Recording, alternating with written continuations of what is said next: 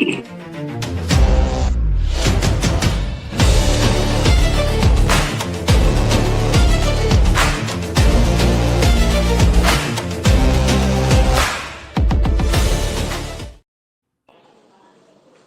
sports fans, this is Robert with WTP Sports Dudes here live this morning for another edition of Talking Sports Sunday.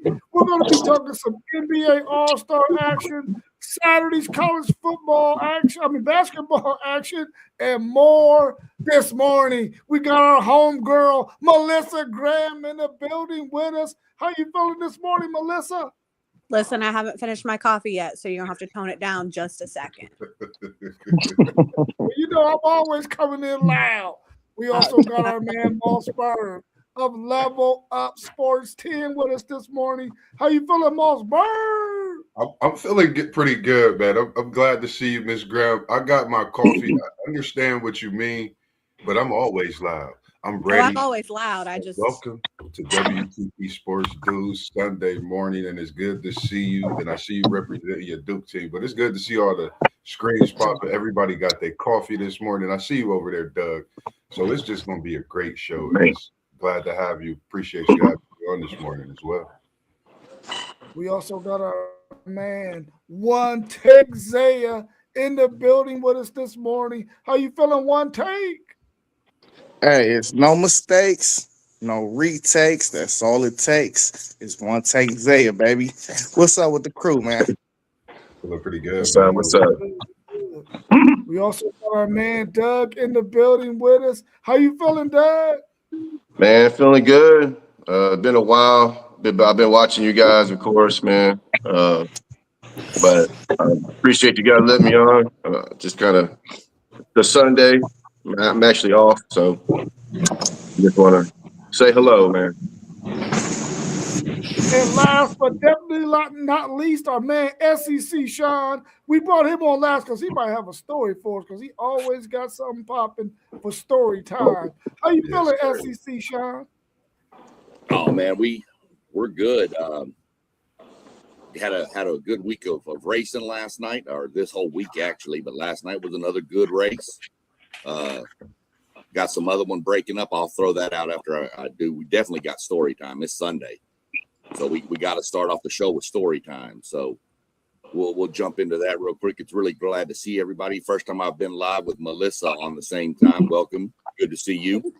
I've seen a few of your stuff, a few of your things on there. So, but we had this old couple. They were married forever, man, but they got up in their 70, 75 years old. And the wife said, man, look, we got to start eating better. So she started doing all these bran muffins and salads and all this healthy food and stuff. And it was okay. And then they decided for their anniversary, when they turned 85, they were going to take a trip, and they called a plane. And man, the plane crashed. And they were gone, and they went up to heaven. When they got up there, they were looking around, and it was all these fancy cars for them, this $10 million big, huge mansion, every kind of food you could.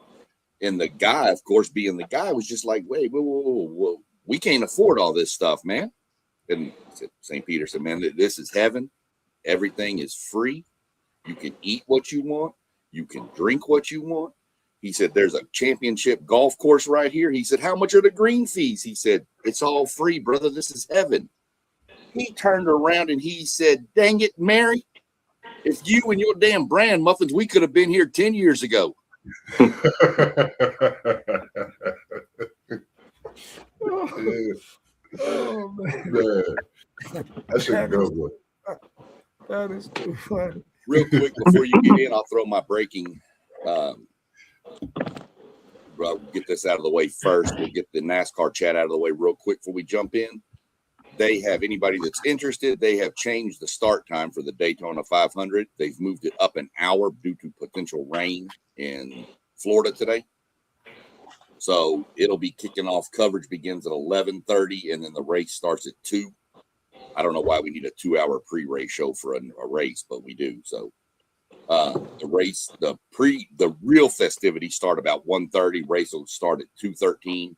should be over about 6:30, right before the rain hits down in Florida. But it's a smart move. A lot of times NASCAR will wait and see what happens, and they've had to push this race back to Monday before, but it's the biggest race of the NASCAR season, so you really don't want any interruptions with it.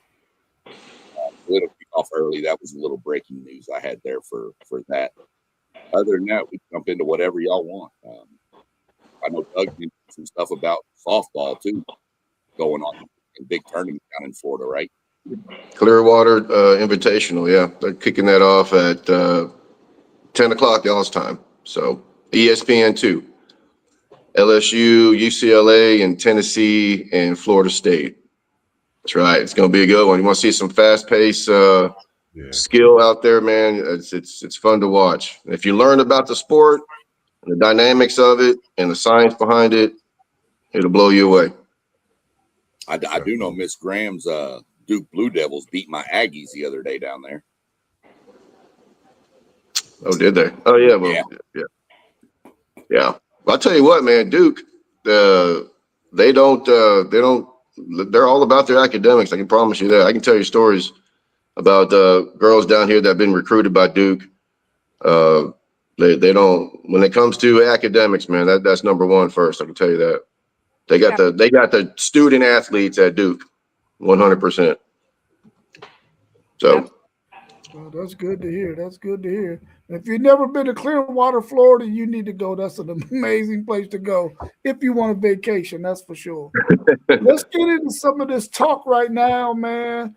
President Trump has pardoned or plans to pardon several former NFL players for supposed fraud and drug charges. What are your thoughts on President Trump coming in doing something like that? I don't know if there's been any other president who has done this for athletes or former athletes. What's your thoughts on his actions of pardoning those players? Well, I mean, I think as long as it's not like some heinous crime where the dude was out there killing a bunch of people or something, or, something real bad. I don't know what would be worse than that, but I mean, I don't really know that I have a take on that. It's just kind of, okay. I mean, whatever, I guess. So that's just kind of where I am on it. I just don't, to be honest, I just don't really pay attention. Didn't even know it was happening, to be honest with you, till you mentioned it just a few minutes ago. Yeah, it's like I don't really deal with politics, but it's like some way, some form or shape of politics talk is going to come up in this. But for me, you're the president. It's more things to worry about than what you're doing. I'm going to just say that, and I'm going to leave it at that, because that's a whole... Athletes, there's a few more important things going on in this world right now than pardoning athletes for fraud and drug charges. Yes. I think he just has hands in sports, too. I noticed he's been at almost every major sporting event. When you talk about sports, he's there. I don't know, man. He's we talked about it earlier. He's been trying to find his way into the college playoff talks if he's not already in there. He wants his hands on any and everything. This is another way of him starting the show. Is he going to step into the sports world and try something? I don't know. Like you said, Ms. Graham, there's a lot more things I could be worried about. Yeah, you don't want me. Our current president. Mama always taught me if I ain't got nothing nice to say, don't say nothing. There we go. So I'm just keep quiet with you. I'm kind of with you on that, but I don't really have a problem with him doing, pardoning these guys. I know there's a lot more things going on, but he can multitask, I guess. But I'm just curious though, the drug charges, I get that. What's the fraud? Is that like some Brett Favre stuff? I mean, did Brett Favre ever get charged for that, stealing welfare stuff from the fine people of Mississippi, where he's from? I mean, Hinckley was involved in some insurance fraud. Insurance fraud. Okay. Well, he pled guilty to perjury after lying to a federal grand jury that was investigating insurance fraud. This is Klecko, a former star for the New York Jets. You pleaded guilty to perjury after lying. So I don't know if that's No, man. And he was stealing money from people. So, and he pleaded guilty. He just needed to do his time. Man, what the hell? I don't understand that. Like the drug charges, like the whole Nate Newton thing. I mean, I'm okay with Nate. I think he was pushing pounds of weed or something. But if it's stuff like that, man, I guess that's okay. But I just don't see how it has to be news to everybody. But I don't know. We're trying to deflect from literally time. I think Cat Williams said it best, man.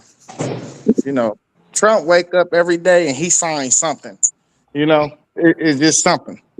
It could be about a whole lot of nothing. It could be a whole serious thing. It don't matter. He's just gonna wake up and sign anything. I seen that clip about what Cat Williams was saying, and he said he just wake up sign and shit. Then he get up the next morning like, what the hell did I sign? That's the situation that he gonna probably go back to. And I'm glad you mentioned that, Zay, because Cat Williams, people can say what they want, man, but he's a funny guy. Love his comedy, and he definitely opened my eyes to some things. I watched that whole video, and some of these things we know it's social media, but I think if we look into it and see what they're saying in between the whole actual argument of what it is or what the topic is, we'd be surprised at some things that's being said. So that's what I got out of the Cat Williams. He put some knowledge out there a little bit. Well, for me, man, I feel like there's a lot that goes on in the United States of America, and I want my president to be involved in all of it, or at least have some kind of knowledge of all of it. So if he goes and he starts pardoning people for things, I at least want him to know that this kind of stuff is possible, or it's out there, or somebody probably should be pardoned because they're doing some time for something that they might have got excessive time for. I don't know all the logistics to it, but I like for my president to have his hands involved in everything, or at least know everything that's going on inside the country. So I don't necessarily have an issue with it because he's not pardoning someone who has done some heinous crime, some killing of some folks, or some raping of any kind or anything like that. So I'm okay with it, regardless of how anybody might feel about the current president. I think whoever the president is, he should always be in tune with everything that's going on within our country. Hey, Rob, I hear what you're saying, my boy, but you saying that until he start putting that pen to college football, making rules. That's what I think. Hey, listen. Somebody better do something because college football is looking like a hot ass mess right now. About to say somebody better do something. I'll do something. I think he will be the one to try to do something. Honestly, maybe if he did do something and it was out of this world, they might say, "Hey, listen, we got to get this thing fixed quick, fast, in a hurry before this guy do something else." Right. He might push them to do something. Actually, Doubtful. I don't think he knows too much about anything, to be honest. Let's just let's be good. She don't hold nothing back. nothing back.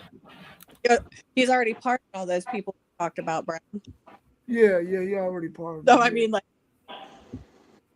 yeah, it's just pure deflection from everything that's currently happening with a certain man that lives right down the road from me in New Albany here. So it's just a deflection. Man. Graham, you rubbing elbows with caviar eaters? No. She rubbing elbows with something with an L at the beginning of that name, I think. Mm-hmm. And on a lot of buildings around a certain campus right down the road from us. Yeah. I'm not rubbing. Promise you that. I'm hunting him down. Here it is. Found him. Come get him. Has anything stood out with any of you during All-Star Weekend this weekend? Has it even been something that you even tuned into? didn't even know it was going on. I saw some highlights of the dunk competition. Somebody almost got hurt, I think. Yeah, somebody But he was okay, though. I know Con Knipp 27 points on his first rack in the 3-point contest, but that was also on during the full college slate yesterday, so I only saw that on Twitter. There was a lot going on yesterday. I saw Lillard. I saw Dame won the 3-point contest. That only reason was because it popped up on my ESPN feed. I really, to be honest, did not even know this was All-Star Weekend for the NBA. That's how out of tune I am with All-Star events. Yeah, I think the fact that All-Star Weekend is decreasing, and just to me, like we all talking about, we didn't, like you said, you didn't know it was on.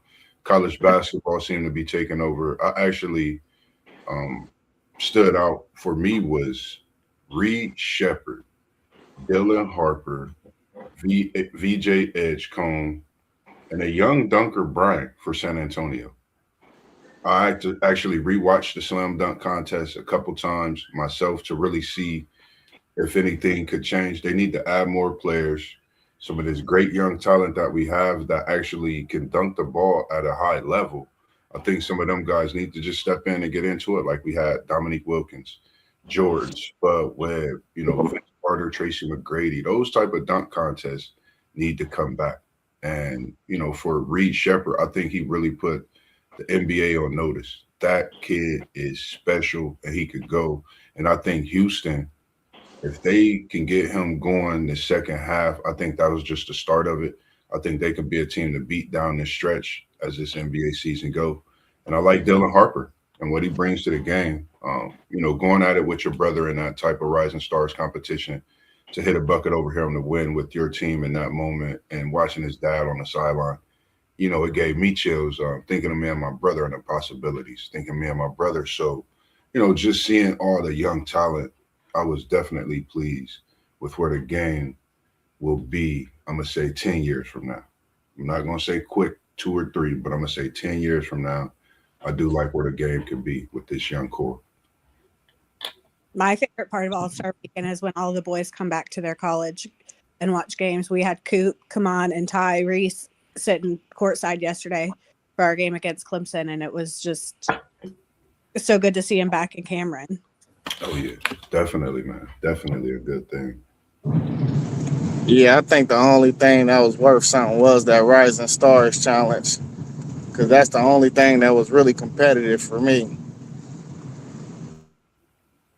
It was very competitive. I liked it. The young talent, I think I watched that, and I rewatched a little bit of it. And we really got some good young talent in the NBA. If you go rewatch that Rising Stars game, I think we're gonna be in good hands with the way these young guys is moving. And I think they're gonna bring back that clash where you gotta go at it, a few times in the playoffs, even in an all-star game. So definitely like it. I'm mad I missed Drewski out there, man. I've been seeing some clips of Drewski. It looked like Drewski probably made it a little funny though, Yeah, he definitely did, man. I like the kid, man. He's just what, I guess the media needs in this time of what we've been dealing with. It's always something that you can laugh about when you see Drewski. He's definitely a grinder, and I watch a lot of those guys and learn a lot from them. Their stories, and just different things that they went through to get to where they at. So I definitely applaud what he do and what he's brought to just the world with his funniness and things like that as well.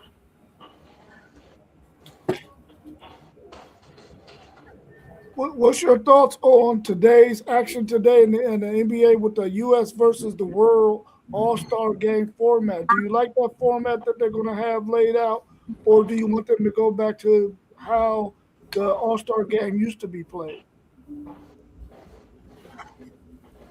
I think you need to, the format is what the format is. I mean, they're trying anything to make it where people will watch and tune in.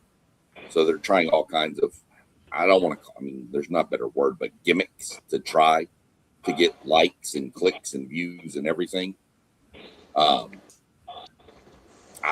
I've mentioned it before. I'd prefer him go to. I'd rather see an all-star team out of each division. The 4 different divisions, create an all-star team out of the divisions and play head-to-head that way.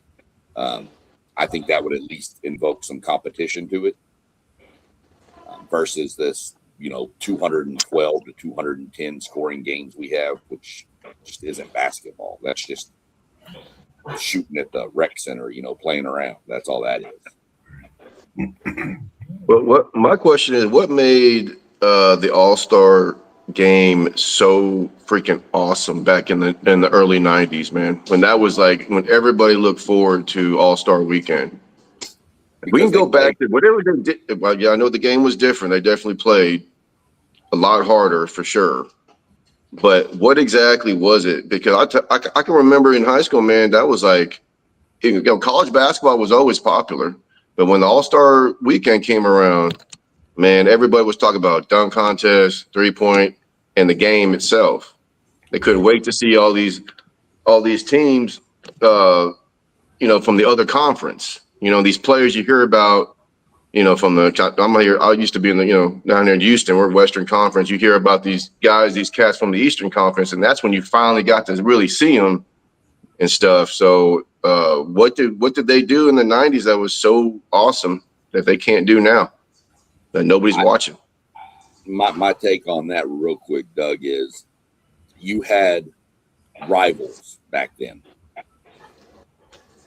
Like players, rivals, right? They weren't trading jerseys after the game. I can promise you that. He didn't want to lose to Barkley or Olajuwon. That's right. And have to hear about it for the rest of the dang year. They didn't want to. Now there's no real loyalty because these guys are jumping teams every year or whenever. The rosters are turned. It's just like the transfer portal. There's players going from back in those days, you never would have seen Larry Bird go to the Lakers. You wouldn't have seen it. Now, I mean, you got guys jumping all over the place to go join up. So, and everybody's buddies, everybody's friends. That's it. And I mean, I'm not going to say, Jordan and Barkley were friends and they played golf a lot. No, they were respectful, but they were competitive. Well, off the court, fine. But when it came to lace it up, man, no, I want to beat you and I want to beat you bad. Malone, Stockton, Jordan, Bird. I mean, there was rivals back then and I just don't see them anymore. Yeah. As somebody who doesn't really do professional sports, I say college, they're nice. But I could, back in the early 90s, player series. Hey, MG, you breaking up. I don't know why. Try again. Literally.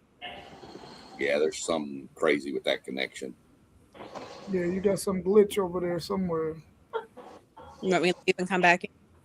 Maybe try to, I was going to say maybe back out and come back Well, in. come back in. I think Let's just admit it, man. LeBron messed up the All-Star game, I mean, it is what it is. I know Rob don't want to hear that, but it is what it is. He wants everybody to like him. And, Kobe was trying to pass that torch with him. And he got mad when LeBron didn't take that last second shot in that All-Star game when they were going heads up. And that was the key moment that switched the All-Star game over. Like, all before then, guys were going at each other, and that's just that's how I feel. Hey, listen, Kobe's first All-Star game that he started in 2000, I want to say, or no, it was not 2000. He didn't even start. I want to say it was 98. Him and Jordan was going at it the whole game. You know what I mean? Kobe was out there a young buck, but it was the fact that he this the best dude in the league. I know everybody watching. I'm going at this dude. We don't have that type of torch passing nowadays, and we know Jordan and Kobe, they wasn't like rival enemies, but we could call them rivals, we could call them rivals. Kobe rivaled everything about anybody he felt like was better than him at that point. So Man, just dudes don't want to compete, man. And really, I don't even blame just LeBron. I blame the European players too. And I blame Steph Curry. Amen. Steph Curry is part of the reason why the All-Star game is like this too. Because you shoot from 40 feet, and now you making everybody else think they can do it. Hmm. I think they changed the game for the Europeans, but whatever. I think for me, USA versus the world format. It's not the best. I like the old school way, East versus West. Like Yeah. you said, I'm actually sitting here watching the 2003, one of the greatest All-Star games ever, and you had me thinking about when KG threw that lob to Kobe in that All-Star games. The fadeaways. It's so much happened in that game, and then you think about watching when LeBron passed away. Everybody think about that, but we can't forget LeBron has never been the one to want to take that type of shot. I get it, but I wish we could get back to that dog. Like you said, SEC Sean, they didn't want to lose to Olajuwon Barkley. This is bragging rights. You go throughout the year with these bragging rights. I want to see the All-Star game get back to it. I quite frankly don't care about All-Star weekend anymore. I'm gonna just be honest because it's not what you want to watch. It's not worth that watch. I'm not getting what I got when I watched Mike, Kobe, Tracy McGrady, Kevin Garnett. I mean, I'm 86 Ralph Sampson and Elijah Wan battle with Moses Malone and Dr. J and all them guys. Like, it's so many games we could go back and watch and like, wow, this is an all-star game. They're playing like an actual season game. And now it's just like they're out there playing with Legos, So I honestly don't like the NBA All-Star weekend. It sucks. It's trash. They got to do something about it ASAP. And hopefully they hear it because I'm quite frankly tired of it. I want to see something that's worth the watch. Might as well put it on something that you got to pay for and see if it get the numbers because I don't think it's getting any kind of numbers to be worth watching. Yeah, I feel like the players nowadays, man, to them it's just we just going out there entertaining, and lost the fact that it was the competition that made it entertaining.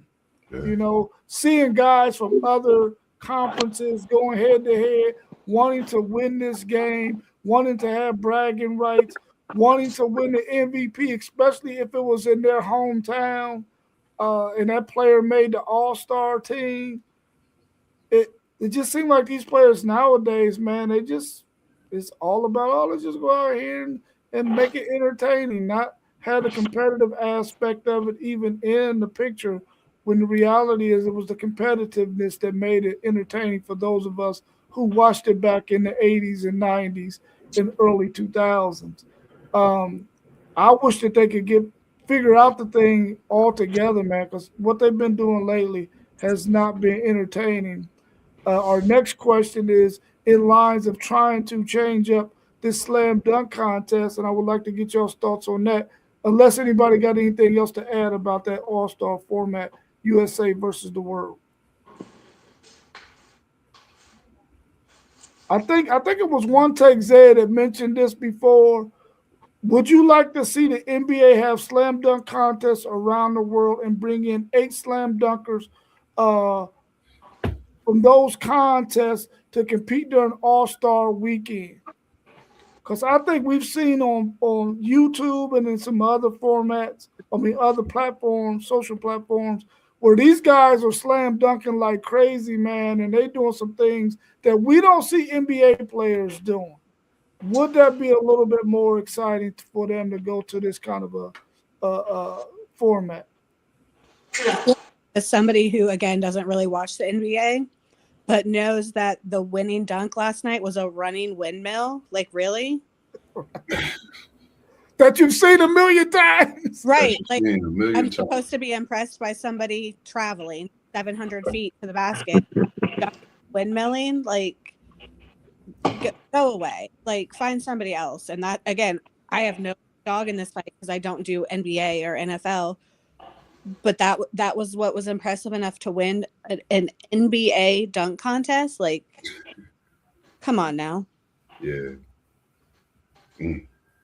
The the dunk contest, they did bring this up. You are correct, Robert. That was a phenomenal take he had when we talked about this before. It was a great idea.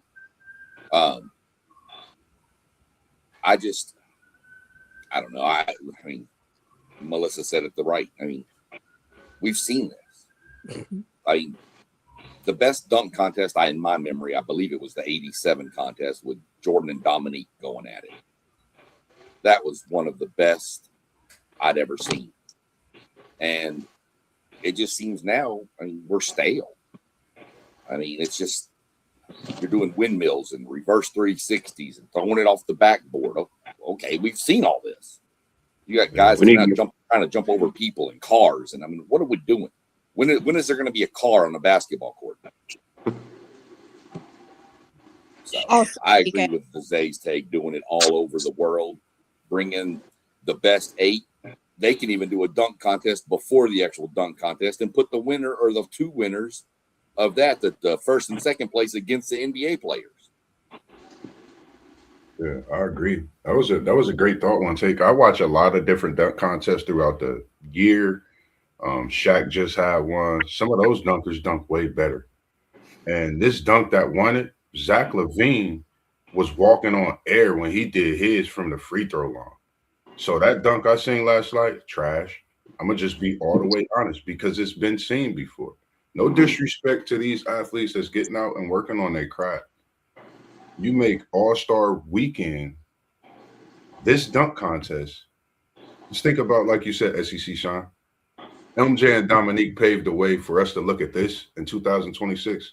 That's bullshit. Sorry about my language, but it's not worth looking, man. Like I feel a certain way about basketball, and I'm gonna speak my honest truth when it comes to it. This dunk contest is trash, man. Like it's not worth the watch. And I'm talking about since Zach LaVine and Aaron Gordon had it off. That's probably the last dunk contest that I watched, and I did watch your boy, get him a couple back-to-back. Matt McClung. Why couldn't they get him in this dunk contest? Right. I'm just saying.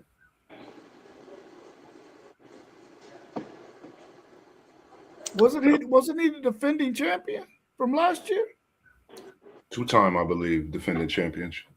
Oh yeah, you gotta always bring back the champion. Bring even if he's not back. even in the league, you gotta bring him back. I was even thinking of LaVine, McClung, Gordon. Some of these guys that's been in that dunk contest that's won.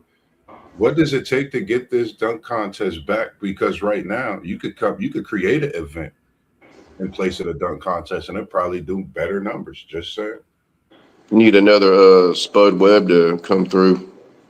Yeah. Because when he was dunking with Jordan and Dominique and even old Kenny Smith was doing his thing back in the day, man. I mean, there was some good stuff back in those days, but I don't think we have another guy. Spud Webb didn't do anything crazy. He wasn't doing. I know, but he was just late yesterday. I know, but he was like 5 foot nothing. But that's what I'm saying. He was 5 foot nothing, and he was still out there dunking. So it was fun to watch, seeing somebody that small do that. Guy on Shaq's. It's a guy that's like Spud Webb's height, maybe like 2 inches taller on Shaq's. That Shaq just had a dunk contest show, and he lit the crowd. Like he could really get out the gym. Not Spud Webb is himself, but he make you think about that with his height and him being short. So I think they should do it. I don't see why not. They definitely have put on a show for us, and it'll be worth that watch for sure.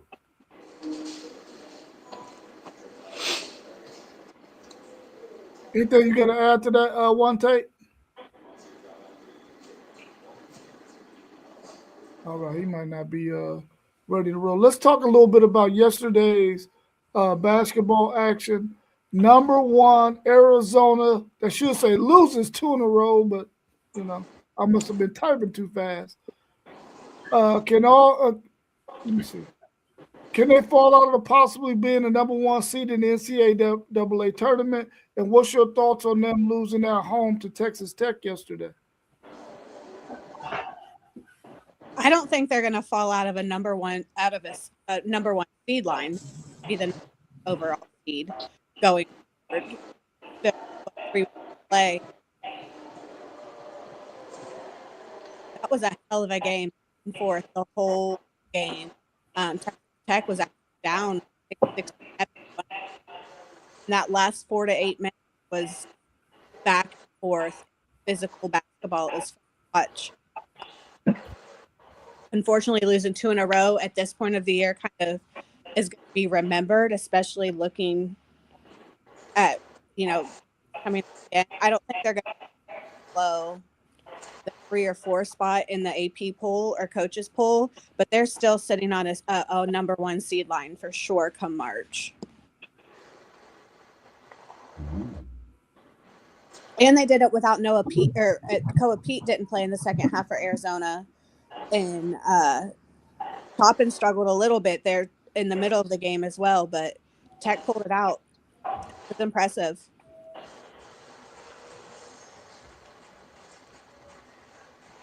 I don't see Arizona falling off the 1 seed in the tournament, one of the 4 1 seeds. Now, I will say that they got a schedule coming up.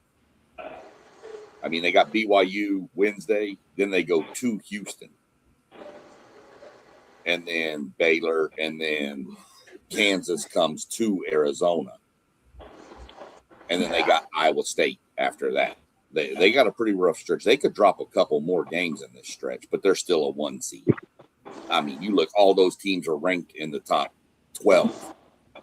So Arizona is still, in my mind, the favorite. Do they fall? Michigan probably jumps to number 1. Arizona might even just fall to number 2 and be right in front of Houston and then Duke right there. Those are probably your top 4 1 seeds. Hey, we just did this on stream yesterday morning. That was my number 1 overall seed. But when you get new results, information change. Yeah. They might be the number 1, 2 seed. It's looking like now because you got, like you said, their schedule was back heavy. Sean, you already had ran it down last week. They got a whole monster schedule ahead of them. So if they drop 1 or 2 more games, I mean, one of these Big Ten teams might sneak up into that 1 line like Illinois or something. So I don't know. And listen, especially if they got an early exit in their conference tournament, there's definitely a chance they could fall off that 1 seed. I agree. I think this Arizona team, I know, like you said, Zay, we talked yesterday. We felt Arizona still with that loss would be the number 1 overall. But this Texas Tech team was the team that we all had a say about, being under the radar. I think we've seen this Texas Tech team, the reason why we have them under the radar. Topping 10 plus 21 straight games, 31-13, along with the full stat line. We know what his brothers is doing in the NBA, but I think he's the one that's going to be a special talent that stays for some years. I think Arizona, like you said, Zay, the number 1, number 2 seed. You got Michigan, you got Duke that's right there gaining. You got UConn and this Iowa State team. Let's not forget a few years when everybody thought that they could get that number 1 seed. They remind me of what Iowa State went through that latter part and going into that tournament. They slipped up. They came from out of that 1 seed. They was a 2 seed, a top 2 seed. So I think this Iowa State team is the team to watch in this Big 12. I think they're going to actually replace Arizona with the 1 seed. Arizona with this back 9 schedule, I don't think they could get it like Tiger in that Masters. I think they struggle, and I think that Iowa State becomes the 1 seed that no one talked about all season, and they kind of can get some things rolling in this tournament. I don't know. This Iowa State team, I think, is dangerous. Arizona people might be seeing something that's not good. I know Koa Pete was hurt, but I don't know. That's 2 straight losses is tough. Yeah, I'm sorry. Go ahead. I said I'm kind of with you on Iowa State, man. That's a good point, Moss, because I mean they got U of H on Monday, I believe. Yeah. And man, so they can make some serious noise right here, man. So that back end of that schedule, you're right, man, because Iowa State looks really good right now. So as far as Arizona, I honestly thought they were going to roll Texas Tech yesterday after their game in Lawrence because they look really good in Lawrence to me. Yeah. I mean, they look like everybody on that floor can score the ball, but they just look. I don't know if they look flat or Texas Tech they just traveled, man. They came. I mean, Texas Tech, they probably could have, should have beat U of H twice this year. Yeah. I mean,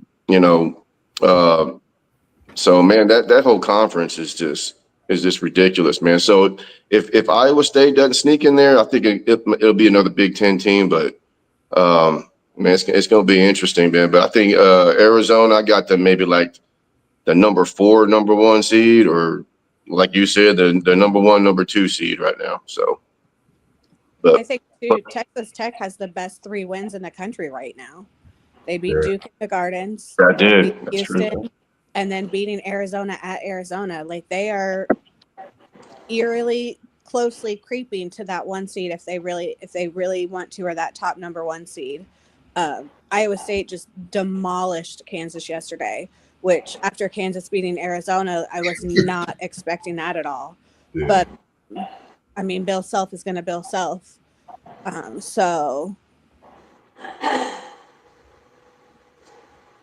yeah, that's a good point. They lose to Kansas. I mean, Arizona. Kansas beats Arizona without Peterson, plays Iowa State, and gets destroyed with Peterson.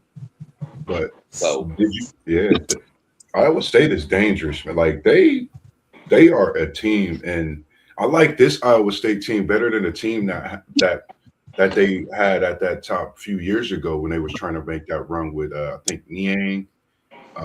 This Iowa State team is really that good. Like they can actually get to the Final Four, if not the championship. Like this Iowa State team is that good. I watched them.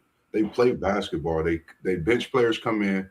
They know what their job is. They box out. They rebound. They physical.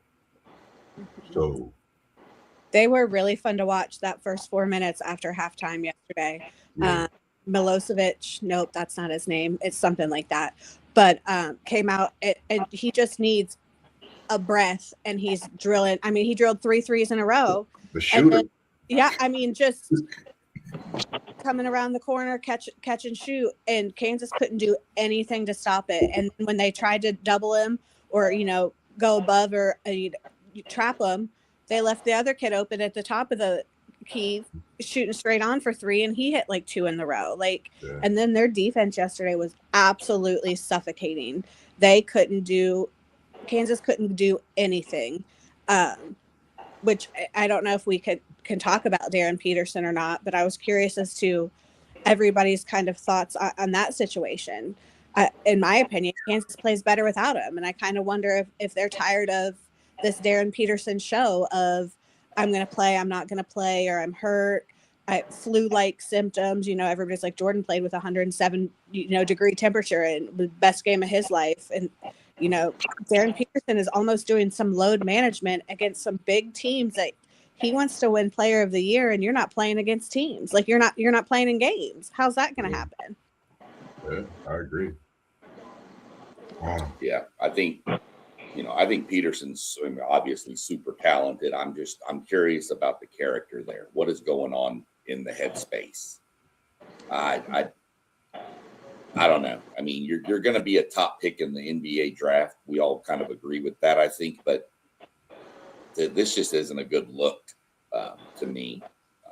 But like I've said about the Big 12, that to me is the deepest and the best. Oh, I don't know about deepest, but it's the best conference in college basketball to me.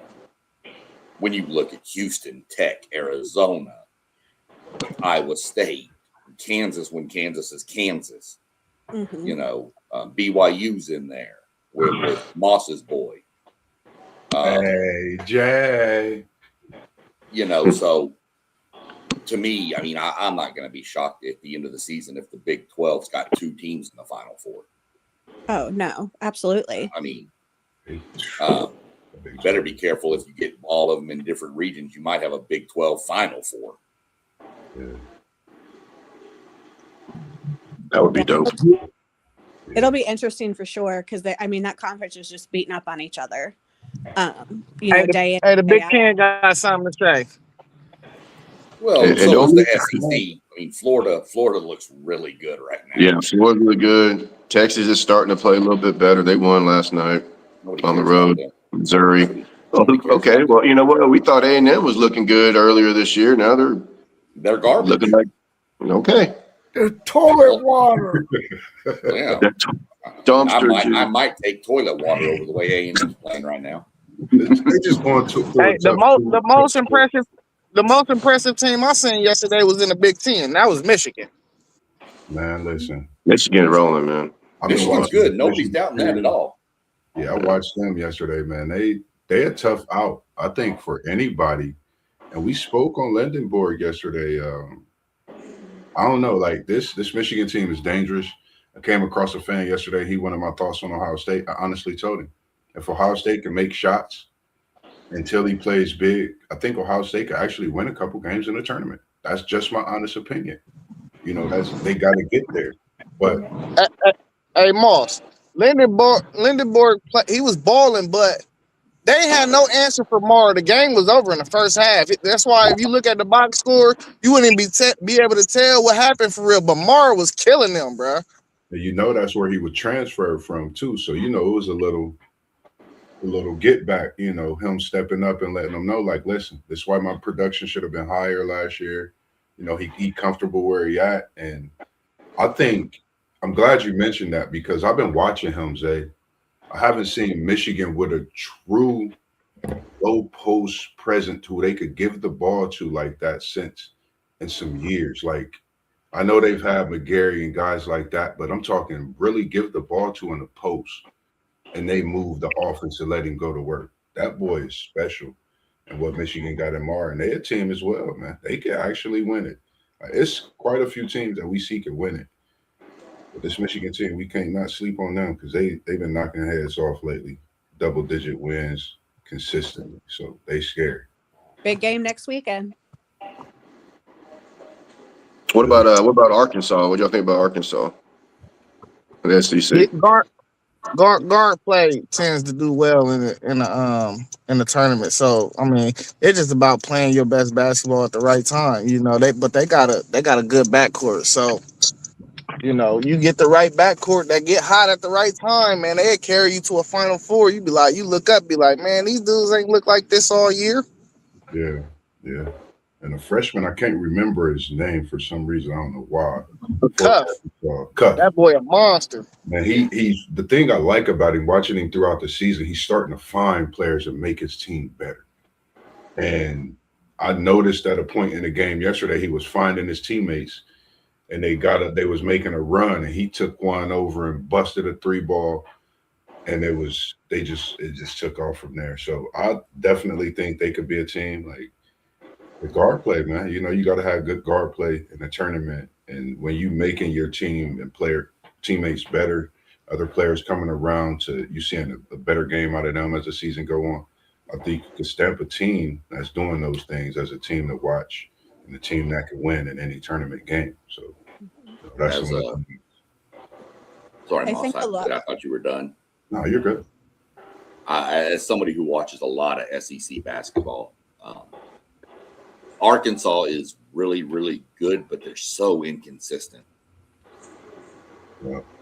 Arkansas can come out and beat you by 40, but they could lose to you by 40 just as fast. I don't know what to make of them yet. They're super talented, and Acuff is just a monster. I've been talking about that kid for a few weeks now. He's something else. But to me, right now, I'm sorry. How long has Calipari been there now? 2 years. 2 years, yeah. Okay.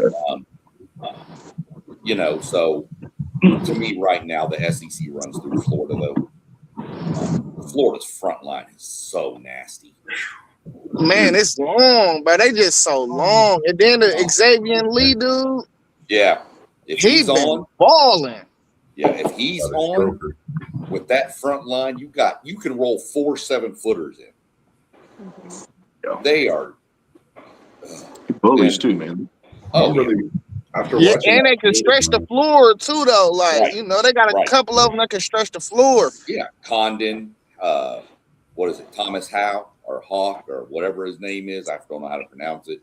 No, you They should can have. step out and knock them down.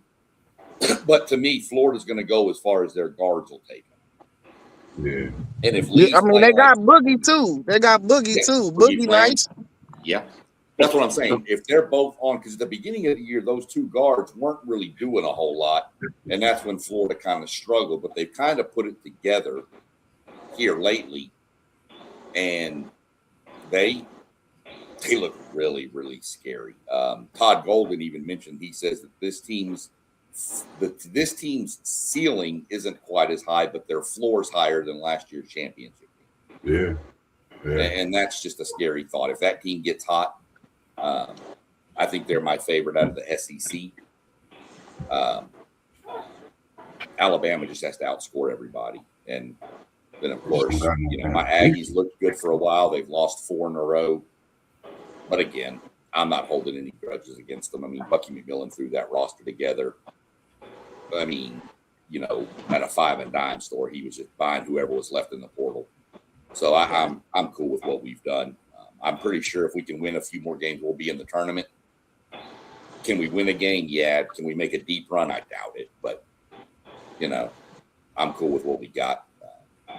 Yeah. If they keep think- losing games, we're going to have to flip over to baseball season, though. Yeah, now y'all on the boat with us. I'm sorry, MG. Y'all on the boat with us, bro. Y'all not making the tournament, bro. She was about to get him. All it's going to take is a few more wins. We still got Arkansas coming up. We got Texas, Oklahoma. Play Ole Miss this week. Win a couple games in the SEC tournament. You can probably sneak into even the first 4 over in Dayton, which is fine. I may have to try to make that drive if that happens. I think you guys drilled it with the whole inconsistency piece of the SEC. We talked about the Big 12 is probably the deepest and best conference right now. They're just beating up on each other. The SEC has so much freaking potential, but they're so inconsistent. I mean, Cal is not getting his early Kentucky teams, or you're getting all these NBA first round draft picks, one and dones. Like you've got to create some players and build off of that too. And I think fans, SEC fans in general, are just expecting that it's Cal, come on in and do what you did at Kentucky. They are one day they're ready to build Mark Pope a statue in Lexington. The next day they're ready to hang him. And then Florida has been so inconsistent too. And Bama, like you said, they don't play defense. They have to outscore everybody. And that's just a Nate Oates team in general. They did that at Buffalo. If you're gonna win games, you're gonna make 47 3-point shots a game to do it. And unfortunately, in the SEC, you got to play a little bit of defense too. And so the SEC to me is the most inconsistent conference as far as one game. Kentucky looks like they could be a Final Four team. The next game, they look like they shouldn't even be in the tournament. And same with, Arkansas and Bama and even Florida, like you said at the beginning of the year. I mean, we were expecting when we played them at the beginning of the year in the ACC SEC Challenge. I mean, it was a hell of a game, but it's not the talent. It's not what we were expecting, even if it's early in the season. People are like, oh, we played them in November or whatever. It doesn't matter. When you're playing the defending national champs, you expect to be playing the defending national champs, and they still hadn't just melded. And they had a decent amount of guys back. And so, the SEC to me is just so inconsistent. And I mean, my TV is on ESPN from October to, well, not even October, from August until March. And so it's one of those things that I'm watching SEC, I'm watching Big 10, I'm watching Big 12. I'm watching my ACC, which is, we're not getting the credit this year, but we are a much improved conference in the ACC this year. Jay Lucas just beat NC State by making 8 free throws in a row. NC State had no business giving that game away, but they did. And Coach Lucas's guys walked up to the line and drilled free throws. I don't know what that's like because we can't make free throws to save our life. But I'm like, that must be nice to sink a free throw to seal the game. Who knew? But this tournament's going to be one of the better ones we've had in a while. Like, there's no clear cut number one going to take it and run the table with it. And I think that's exciting for college basketball in a whole, but let alone March, especially coming off, earlier you guys were talking about the NBA. I could care less. I want to watch it. I want to watch a game. I want to watch offense and defense.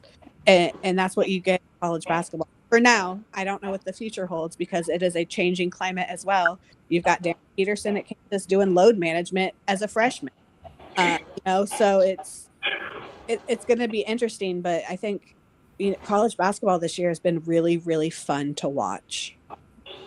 What's your thoughts, WTP, on all these great things, starting with that Arizona? What's your thoughts on Arizona and where you see them? How you feel about them? Well, I feel like that Big 12, man, they're coming down this back stretch. They could have possibly got 2 teams on the number 1 line in the NCAA tournament, but I think what we're going to see here is they're going to be beating up on each other. They're probably only going to get 1 team on that number 1 line, but they're going to. The blessing, though, is they're going to get some guys that are really, really good on line 2 and line 3. That's going to make a hell of a run. That could possibly, like SEC Sean said, have freaking 3 or 4 Big 12 teams in the freaking Final Four, man. I don't really think no lower level school is going to get any upsets in this tournament.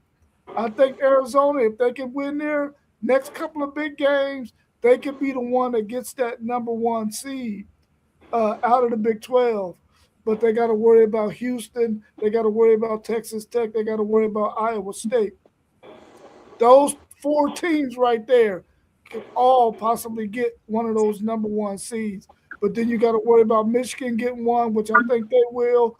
UConn, with all of this battling in the Big 12, is probably going to get one because of the battling they're going to do. And then you got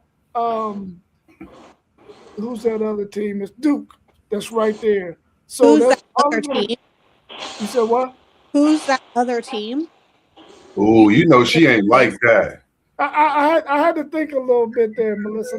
Don't beat me up on Wednesday. I got you.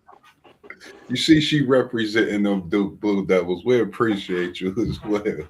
She said that team. Well, I think that's going to be very interesting down the stretch to see how those Big 12 games play out. And if they beat up on each other like we expect them to, it's probably going to hurt them as far as getting on the number 1 seed line. But it's going to be a blessing that some of them can fall to 2 and 3 and have maybe some lesser competition possibly. And you brought up UConn, which I think a lot of people, I've only seen them play once or twice because they're the conference they're in. They should be steamrolling everybody.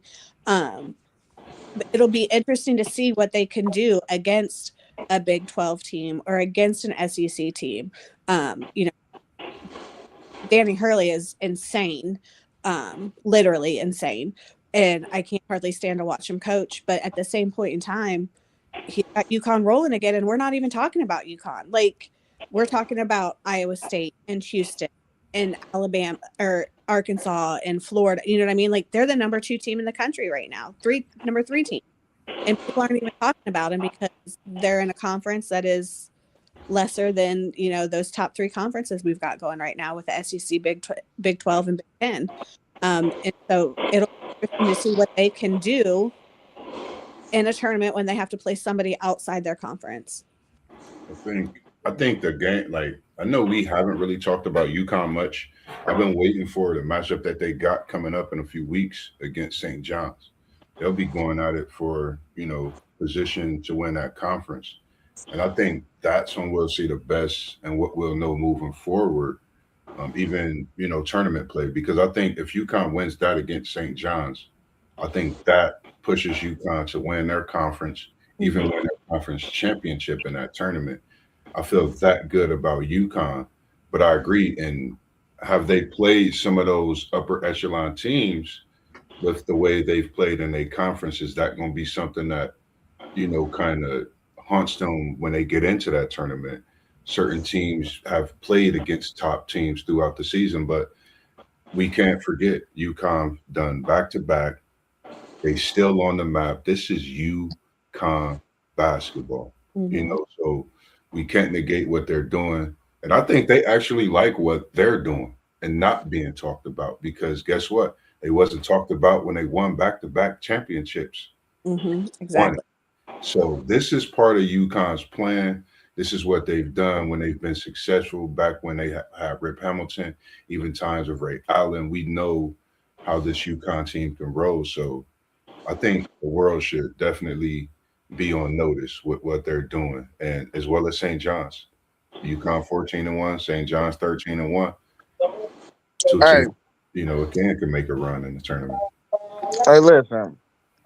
I said UConn is the number 1 seed. They got wins over Florida, Kansas, and Illinois.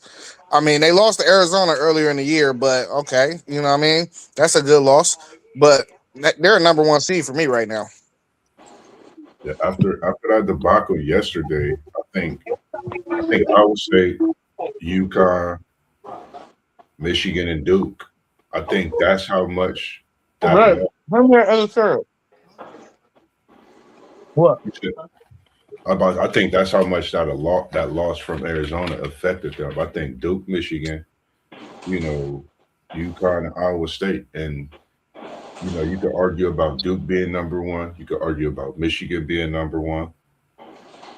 I mean, each team has an argument about being number 1, but right now I think it's Michigan or Duke. They deserve that number 1 seed. Well, it'll be determined next Saturday. Is that Duke Michigan big game? Yep, in DC. Ooh, where they play playing each that other? one? Huh? Duke and Michigan play each other? Yeah, next Saturday, 6 Is o'clock. that like on that? Is that like a special? What's the name of that game? I forget. No, we just Duke for years All right. always played a non-conference game in February for the long Ooh. with St. John. We go ahead and mark that. We always play a non-conference game in February at a neutral site to kind of just build up our schedule, get a little bit more practice. I mean, this year John Shire's scheduling, y'all saw our first 10 games was insane.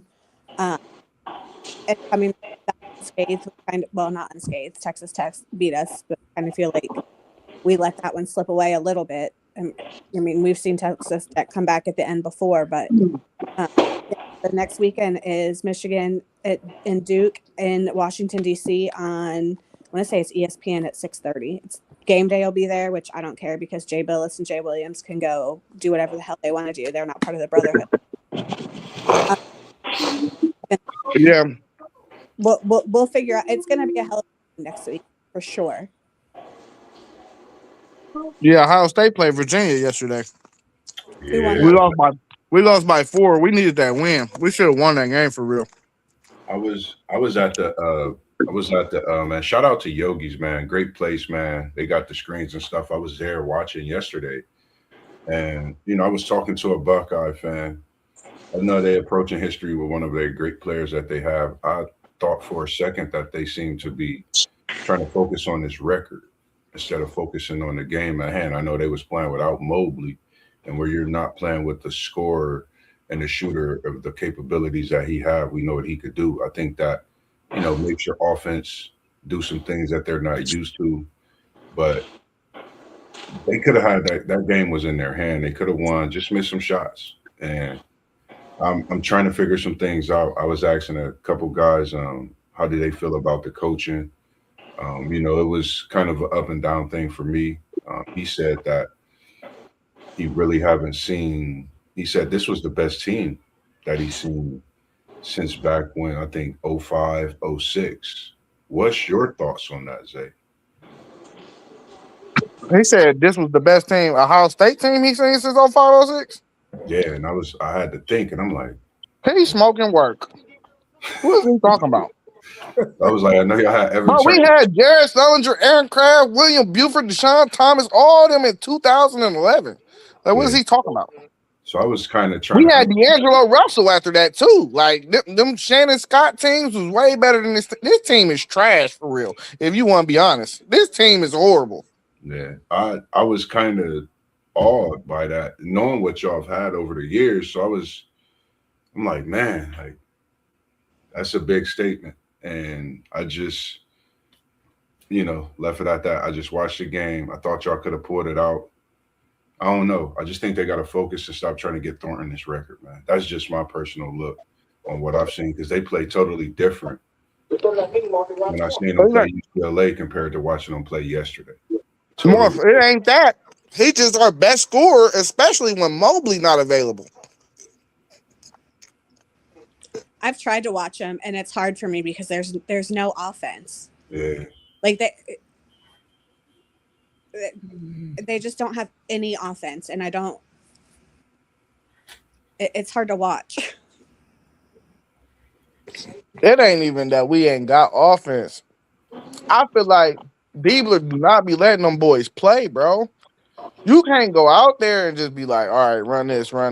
Nah, bro, just cut them loose sometimes. Just do a 4 out, 1 in, and do it, you know what I mean? Do a pass and cut offense. Just let them play, though. Like you in open gym sometimes. You know, that's what the problem is for real. You playing what they call it?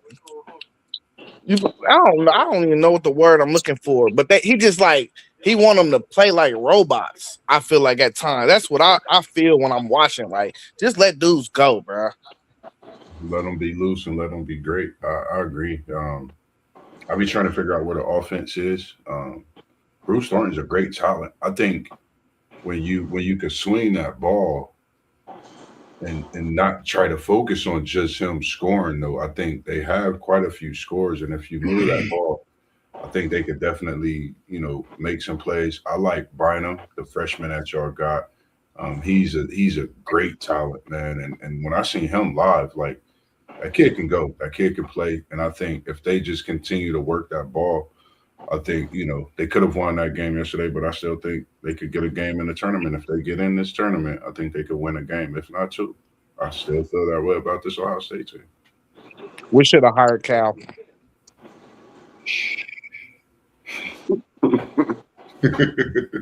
Y'all had the bread. So do y'all think Michigan's going to be number one when the new poll come out? Yeah. Yeah. Michigan. Without a doubt. Yep. I think next weekend could possibly be 1 versus 2. I think Duke could move up to the second spot. I think based on the week, you're right. Is what that's perfect. 1 versus 2.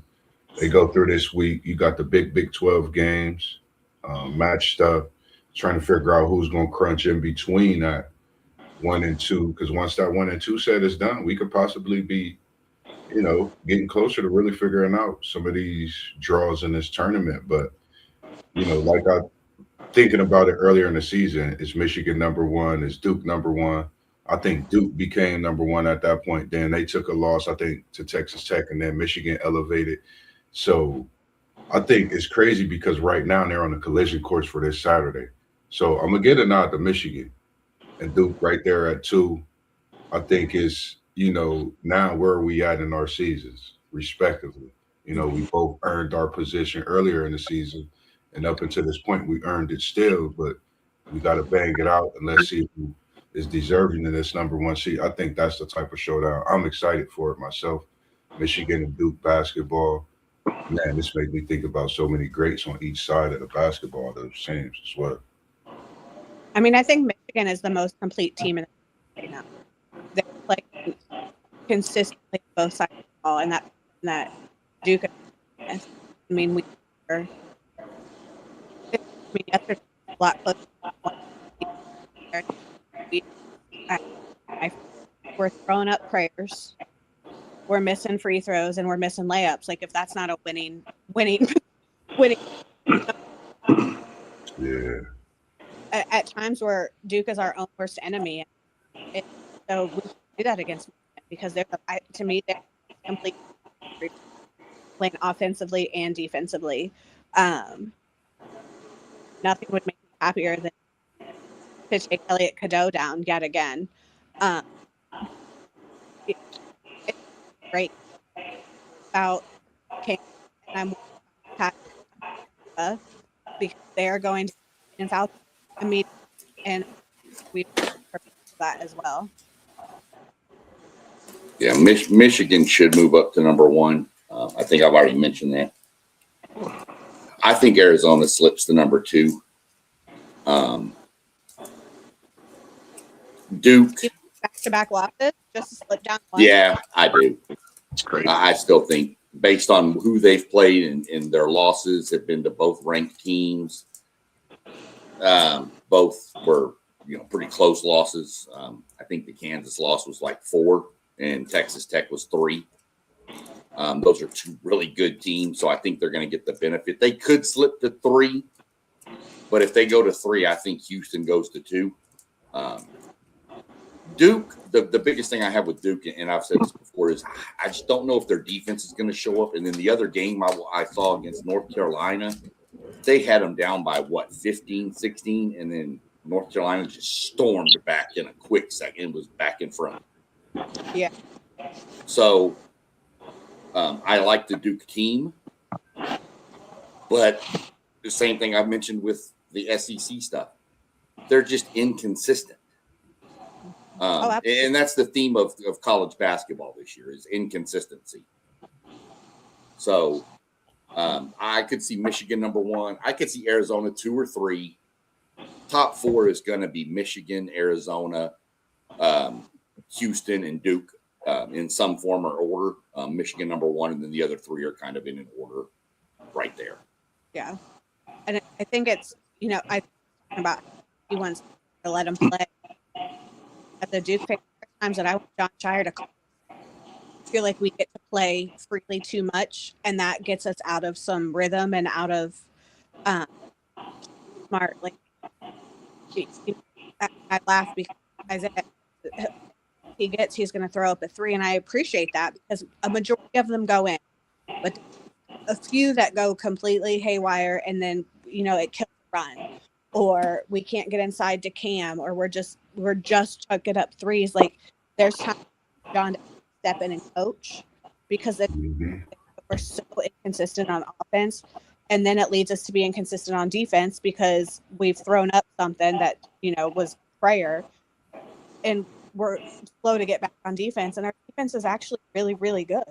We switch everything, but it frustrates to watch them have so much talent, be so. My group and I are like, if we could put together a full game, like if we could have that first half of North Carolina, if we had the same second, it didn't. They came on. It is. They with 20 seconds left. Gave that game away. We get them in a couple weeks on March 7th, but we're. Not an excuse because we've got 3 McDonald's All-Americans, and Cam Boozer, quite possibly the player of the year, the freshman of the year, and just so inconsistent. And I think people forget that sometimes it does go back on the coaches. And I would love for John to be able to step in and coach a little bit more and not be willy-nilly about, just get the ball and go, because it's worked in our favor, but it also has not worked in our favor. I would say times than not. We've been on big runs, and then Hey, Millie Graham, I'm sorry, man. We really did not hear nothing you were saying. It was chopped up.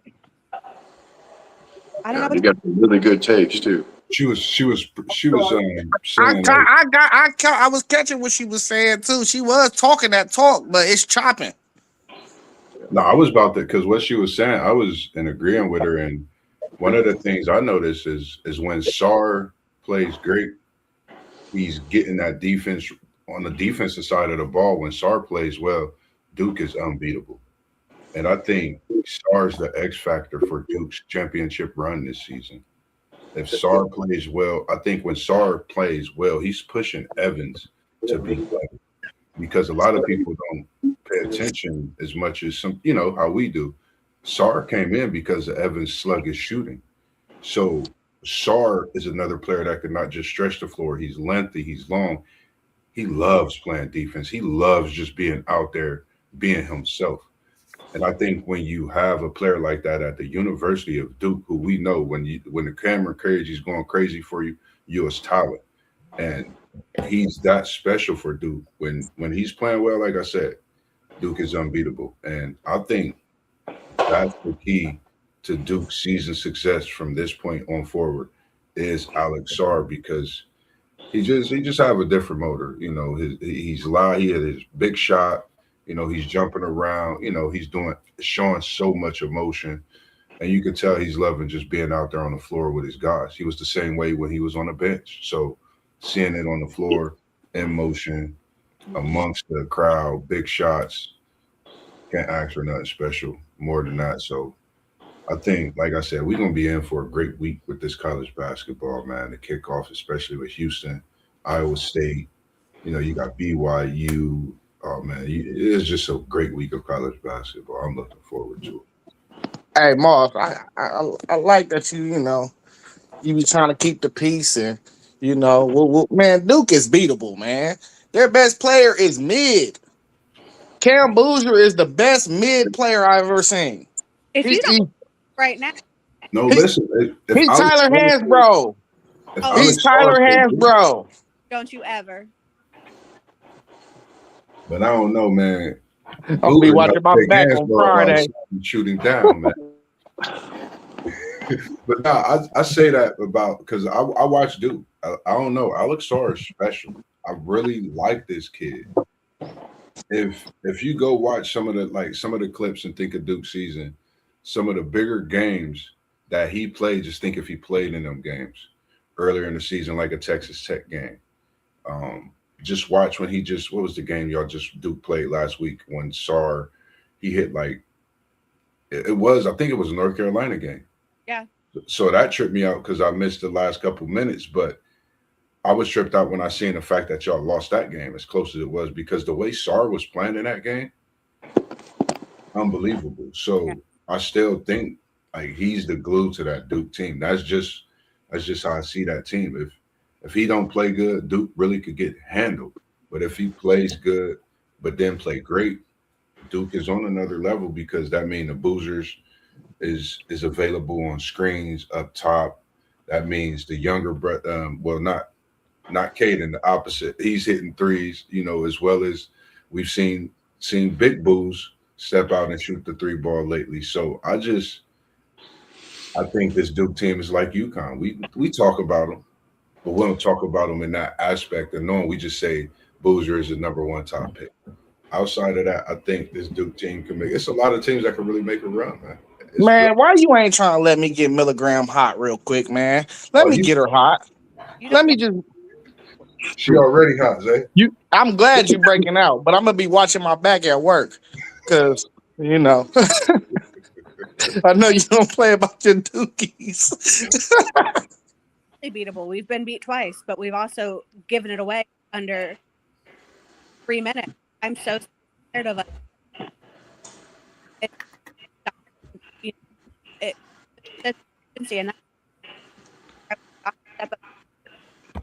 Got to rely on Malik Brown. We can't Carlos Scott.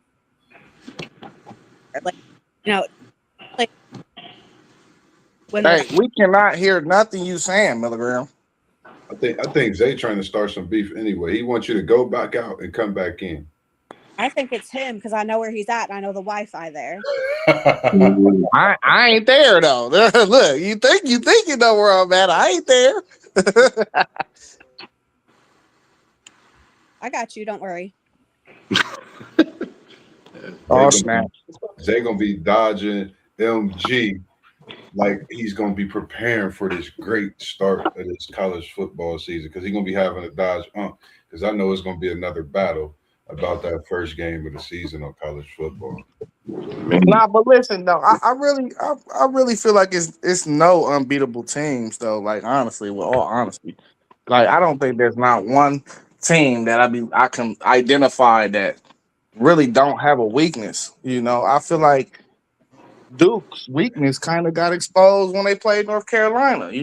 If you got some upper echelon talented bigs, you can get Duke. You can get them. I'm going to stop you right there because they had 1 foul in 20 minutes.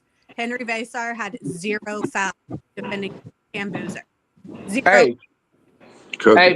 Playing defense without fouling is a skill. it's pure luck in college basketball. You can't tell me there's not one foul on. Elite Eight. Elite Eight. And I'm not saying we didn't deserve to lose that game because we gave it away at the end, but you tell me one foul on him college.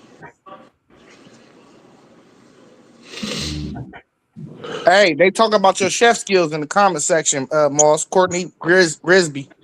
Oh, it's one of my I think one of my workers, Miss Courtney. I just started working with this week. Just started working with last week, Miss Courtney. Appreciate you coming in and tuning in as well, Miss Courtney.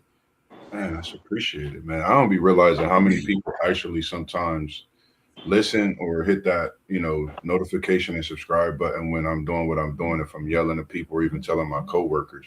But I definitely appreciate the support all throughout. And I was in the chat. I just hit 400 subscribers. I woke up this morning. I noticed I have 400 subscribers, man. It wouldn't be possible without you all. I appreciate everyone that's tuned in, whether it's been a post, anything that you've seen, liked, comment, the live streams. I totally appreciate it. We all appreciate it here because we love what we do and we try to just bring something to you every day. And it's going to be some great conversations with Mossberg coming up for you as well. Looking to try to bring a few new faces to the show this year as well. Also, and just, in talks with a few of the City League coaches, man. Can't wait till we get that conversation on here. A lot of conference tournaments coming up and tournaments for the high school basketball. So once those things finish up, I'll definitely be getting into some of those great conversations as well. All right. Anything else y'all want to talk about before we wrap up the show? We're just right at an hour and 22 minutes. Anything else y'all want to talk about before we wrap up? Shout out to because Go ahead, Ms. Mary. I said say bye to Isaiah because I'm going to end him. I'd say, man, shout out to the Cincinnati Stars, man, girls team, man, back-to-back City League championship titles, man. Like all that yesterday. That's big, man. I think we need to, really get out, man, and put everything to the side, man. Whatever it is that we got going on, sometimes if it's beef, we need to squash it nowadays because this young generation is looking up to us. And from when I played high school basketball, it's starting to look like that competition and rivalries is building a little more. And I would love to see that. So if you're watching, if you're a parent in the city, man, we know the city don't get all the respect and, it's so much that go on, but keep your kid in the city, man. We want to see some of these rivalries like it used to be. For those who could be a village, man, step out, be part of that village to make sure the community is moving in a way that it can. I know Unc was a part of that, for us growing up, just always making sure that, we were doing what we needed to do. If he had to bust our ass, if we walking up the street, he had the ability to do that. We need to get back to that so we could have that understanding that everyone does care about each other. Everybody can step outside and light that barbecue grill and pass a burger down a couple houses down, and it's going to be cool. Nothing's going to be wrong with it. So, I wish we could just get back to those type of things and show these children, the youth that's coming up today that, bygones could be bygones. It's more life and it's more to life. We just got to let those things happen and let it go, So I'm definitely, here for it all. Make sure you check in with Level Up Sports 10 on Instagram as well for all those edits. Y'all see everything at the bottom. You got Blissberg Podcast. You got Postgame 86. You got City League TV on Facebook as well. You got One Take Zay. You see SEC Sean. Doug, don't hide your face because he coming for us. That's Doug down there, man. And we got conversations coming for you as well. And that's Miss Graham, MG, one of our own from the great Windsor Academy. And I can't wait to get part 2 of your Duke talk because we got some talking to do about this before March Madness because I know you think they can make a run. Anything else anybody got to say this morning? Elite Eight. You're out of here. Yeah, that was a banger, man. That was a banger yesterday. That city championship, man. It was so loud in that building, man. I can't wait to watch the boys go at it, man. The same two schools, Centennial, Afro Century. It's gonna be another banger, man. Saturday at noon at East High School for sure. Show up. Shout out to City League TV. You were He in will the be in the building for one sure. take Zay in the building with you, man. It was good. Like I love watching it when you guys is doing what you do. And, they know what we doing, man. They see us. Don't forget, go watch that groundbreaking stream this week. We was in OCC country live stream. That was a groundbreaking stream. So make sure you go check that out. City League TV. We see you. We see you out there working, and we know you got your black and white stripes on today, somewhere in the city. So, just a real quick question, kind of related back to what we've done in the past here. Did we ever do a end of the season recap on Florida State football? Nah, y'all. Look, Hold on a second. waiting We're going to do it right now. We're going to start the Florida State end of season recap right now. 3, 2, because I ain't got my write up. We're done. All right, that's all we need to talk about. I'm gonna get you SEC. Some real quick Olympic update, real quick. We got the women hockey team playing Sweden tomorrow for the semifinals. Canada plays Switzerland. I'm not sure how Switzerland's in the semifinal, considering their record is 0-3, but whatever. Don't know how that happened. Didn't they play last night? I feel like they may have played last night, but I'm just going off what the thing shows. But it says probably tonight for the semifinals, but it shows Monday. You know how, because they're in Italy. Yeah. But you also have speed skating tonight. You have ski jumping off the large hill. And then an event that is perfectly named. It's called the skeleton. It's where you lay on a sled and go head first down the bobsled track. And I think it's because you have more of a chance to be a skeleton when you're done than finish. Yeah, you're like an inch from that. Yeah, there's no way I'm putting my head face down on some ice going 80 miles an hour head first down a. They going down the bobsled thing? Yeah. Oh, no. 80 miles an hour head first. What's that? Hey, where can we find that? NBC? Is that NBC? Peacock, NBC, US. The speed skating championship. USA, any of the NBC channels. You can find it on. Because that speed skating, them two in that speed skating, they're like they're speed, they're fast. I gotta say, this is one of the better Winter Olympics for the US. Yeah. I mean, we got 17 medals. We're in third place in the medal count, and our best figure skater dude, who's from Virginia, is like they call him the quad god. Bombed it. He bombed it, yeah. Fell twice. And he was the hands down gold medal champ. That he was given the gold medal before the game started and finished. Quad gave up on him. Yeah, I guess. She said, Sniper. Leave it to say. Get enough squats in. That's one sport I don't understand, because they tell me they're going to do a quad lutz and a quad axle, and I see them do the same thing in there. I don't know what the difference is. So it's something with the feet and how they take off, but it's still jumping in the air and moving around for. Yeah, my wife says it's the landing too, something to do with how they land. Possibly. I have no idea. I just know that it's crap I could never do. Right. It's like you gotta watch like the pulley systems. That's what that figure skating. That's what those relate to. Like the way they coming off the ice and hitting the ice. It's crazy. I'm looking forward to that speed skating final because them were too special. I think the Netherlands, and I forget where the other guy is from. They've been talking about that all morning so far. All right, y'all. Well, President, we need you to pardon one more person, Melissa Graham, because she's taking Isaiah out. And yes, make sure send that one through, man. I know what I said earlier, but send that one through. And we got the Daytona I mentioned earlier. Real quick, Rob and Doug, y'all will like this here. We always catch grief being SEC guys for how we're down in football, we're down in basketball, but just remember This is the SEC season now. We own college baseball. Own college baseball. Own college baseball. Okay. And college softball. My And Seminoles college on today, softball, right? My Softball's Seminoles- pretty good, man. Softball team's pretty And good, track. but so is Texas. Hey, we don't mind y'all owning the sports that don't really make no money. No, they make money. You just got to be Oh, good at them. softball They makes make money. the fourth most money in college sports right now. Yeah. Was that $3 million a year? Man, it's still fourth behind football, basketball. That's $3 million more than I got. For real. All right, y'all. Y'all have a good rest of y'all's day, man. And we'll be back again on Tuesday at 7:45.